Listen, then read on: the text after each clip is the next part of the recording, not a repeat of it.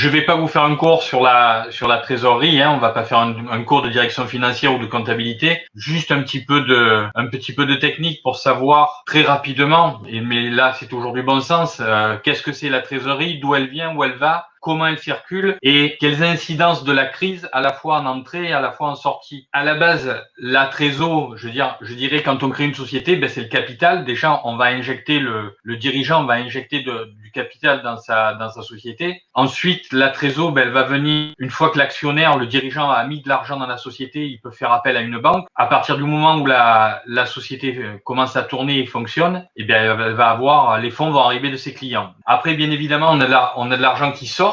Donc, où va-t-elle?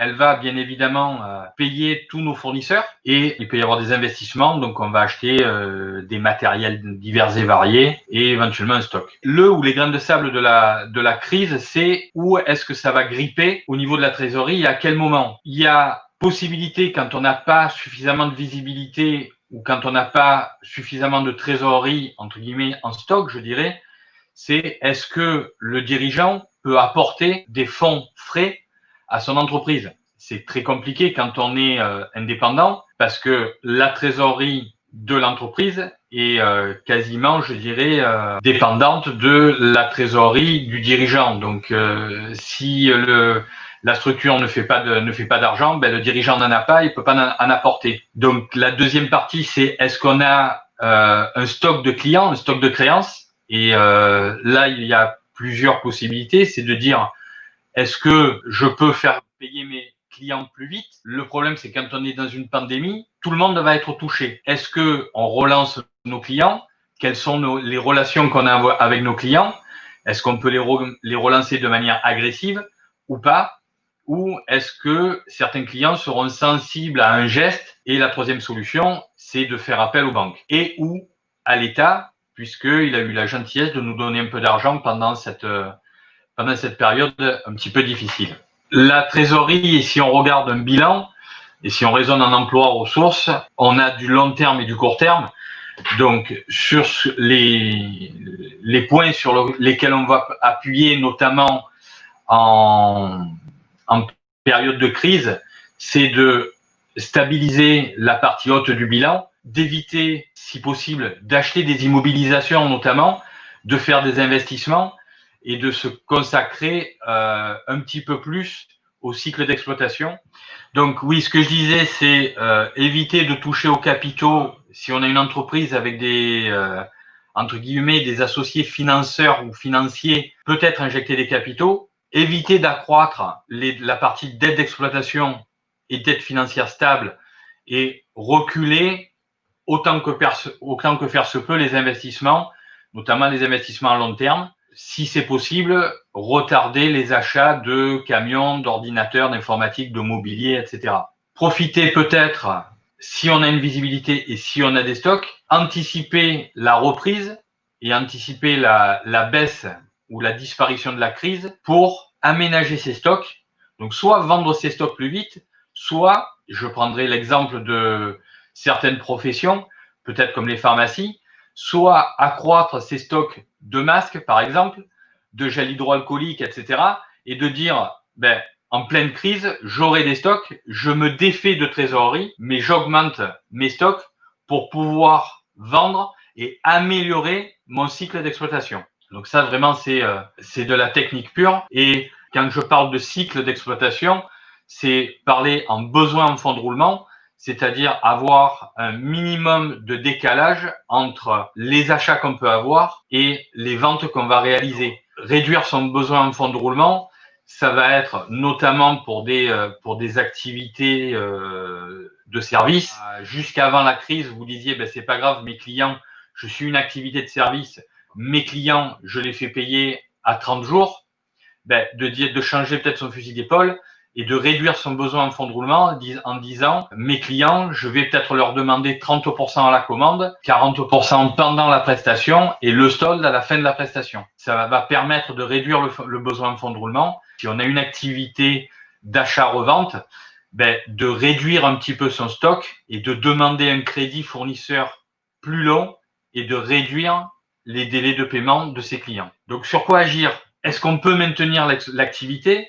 et générer du chiffre d'affaires. C'est déjà à la base, si on n'a pas de stock de trésorerie et si on n'a pas une visibilité à moyen long terme, c'est à tout prix maintenir son activité ou repenser son activité, voir si on peut avoir une activité complémentaire, supplémentaire, ou si on va être obligé de se mettre complètement en sommeil parce que, comme les cafés, les restaurants, on n'a pas le choix. Donc, comme je l'ai dit, ai-je des créances à encaisser, donc faire le maximum pour encaisser ces créances. Les dettes à payer, là c'est pareil, faire un budget de trésorerie exhaustif, le plus précis possible, lister les coûts fixes et voir si ces coûts fixes, on peut agir dessus, et bien évidemment revoir l'intégralité des coûts variables et voir si ces coûts variables sont directement liés au chiffre d'affaires, sachant que ces coûts variables, s'ils sont directement liés au chiffre d'affaires, à partir du moment où le chiffre d'affaires disparaît, ces coûts variables-là vont disparaître. Donc, ce que je disais, étudier la partie, en deuxième temps, la partie patrimoniale de la société, assurer la viabilité de la société,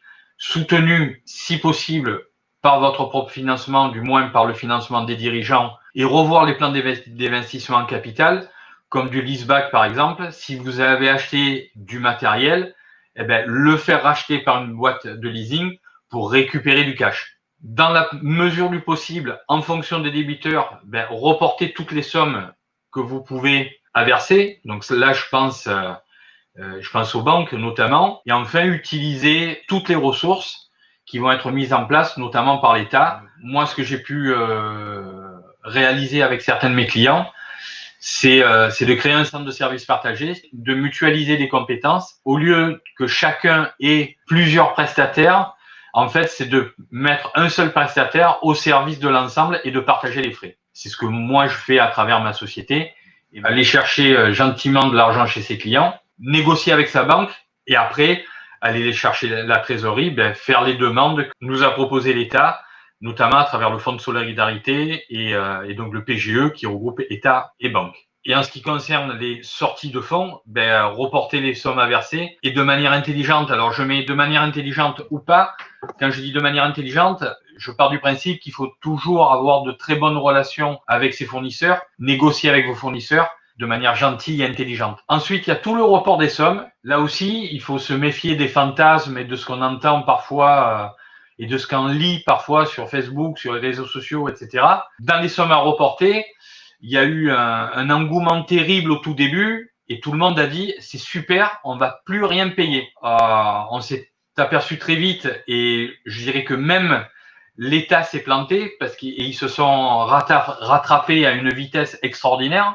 J'ai rarement vu ça au niveau de l'administration. C'est qu'on avait un document de report de toutes les taxes et impôts et 48 heures après, ce document a été modifié et il a été précisé qu'il était possible de reporter sans pénalité les échéances des impôts directs, et c'était bien précisé impôts directs, et le gouvernement et l'État a énormément communiqué sur le fait que la TVA n'était pas un impôt direct et qu'il était obligé de la payer. Et après, au niveau de la partie URSSAF et salariale, quand vous versez un salaire, le salaire est composé d'un salaire net que vous devez à votre salarié, mais il y a des charges salariales qui appartiennent aux salariés et qui vous devez obligatoirement payer. Et les seules charges que vous pouvez échelonner, ce sont les charges patronales. Ne pas oublier que dans la partie encaissement, si vous avez des salariés, vous mettez dans la partie décaissement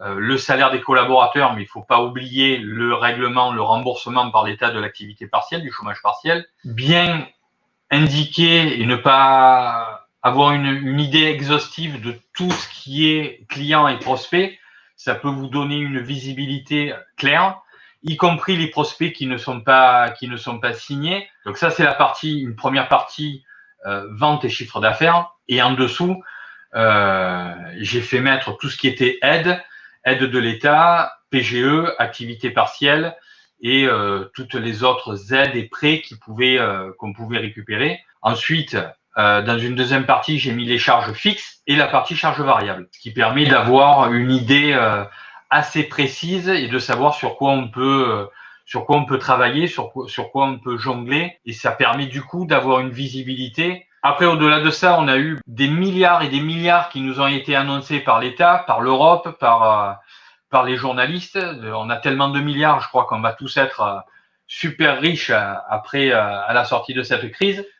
À noter pour ceux qui font des marchés publics qu'effectivement, si on n'a pas pu réaliser les marchés publics, toutes les pénalités de retard ne seront pas appliquées. Report des échéances des prêts, ça aussi, c'est normalement ça va être fait. Après, il y a des aides particulières aux agriculteurs, etc. Ce qui a concerné la majeure partie, c'est le volet 1 des 35 millions injectés dans la région sud, qui sont les 1 500 € d'aide automatique. Ça aussi, c'est une opération qui s'est déroulée de manière plutôt pas mal. Enfin, sur ma partie de direction financière, je tiens à préciser une chose, c'est qu'il faut faire quand même particulièrement attention avec le PGE, parce que le PGE représente 25%, représente en tout cas jusqu'à 25% du chiffre d'affaires de l'année dernière. Et à aujourd'hui, on ne connaît pas le taux. On connaît le coût de la garantie et le taux sera négocié avec la banque. Et ça, c'est aussi précisé sur les documents bancaires que le taux d'intérêt sera négocié au bout des 12 mois de franchise. Le fonds de solidarité pour les entreprises, mis en place par la région sud, donc c'est la deuxième partie. Après les 1 500 € qu'on nous a de subventions qu'on nous a donné, il y a une aide qui existe donc de la région sud qui est comprise entre 2 000 et 5 000 €. C'est une aide qui, quand on lit un petit peu le détail, donc on vous parle de chiffre d'affaires, on vous dit d'avoir bénéficié du volet 1 du Fonds national de solidarité. Le point suivant qui me gêne beaucoup plus et qui gêne la plupart des professionnels du monde du chiffre, directeurs financiers et experts comptables, c'est justifier un solde négatif entre l'actif disponible et les dettes exigibles dans les 30 jours et le montant de leurs charges fixes, y compris loyers commerciaux ou professionnels dus au titre des mois de mars et avril 2020. Justifier d'un solde négatif entre l'actif disponible et le passif exigible, c'est rien de plus que la définition de la cessation de paiement. Donc en fait, si vous êtes quasiment en redressement judiciaire, vous allez avoir une aide comprise entre 2 000 et 5 000 €. Donc ça va peut-être vous aider un temps, mais si vous êtes déjà en redressement judiciaire, autant aller jusqu'au bout et vous mettre réellement en redressement judiciaire, et au moins vous allez geler toutes vos dettes. Il vaut mieux être en redressement judiciaire et rebondir parce qu'on bénéficie du gel de ses dettes, plutôt que de dire je prends le fonds de solidarité qui va m'aider à vivre 3 jours et puis pas y arriver. Et enfin, il y a le fonds Covid résistance qui est géré lui aussi par la région, qui est un dossier qui est somme toute relativement facile à monter. Par contre, qui est quand même assez long au niveau de la réponse, plus long même que le PGE. C'est quand même très intéressant, d'autant que le prêt, d'une part, est entre 3 000 et 10 000 €. Donc, c'est intéressant pour des TPE ou pour des indépendants. Par contre, le différé n'est pas que d'1 an, il est de 18 mois. Donc, ça peut être intéressant. En résumé, je dirais que ce qu'on peut réclamer en termes de trésorerie, bien évidemment, c'est les 1 500 € d'aide à l'État. C'est le PGE et c'est le fonds Covid résistance. La chose la plus importante, c'est de faire un budget de trésorerie, de maintenir ce budget de trésorerie. S'il n'était pas tenu jusqu'à maintenant, c'est l'occasion de profiter de la crise, de dire tiens, je vais en profiter pour mettre en place mon budget de trésorerie.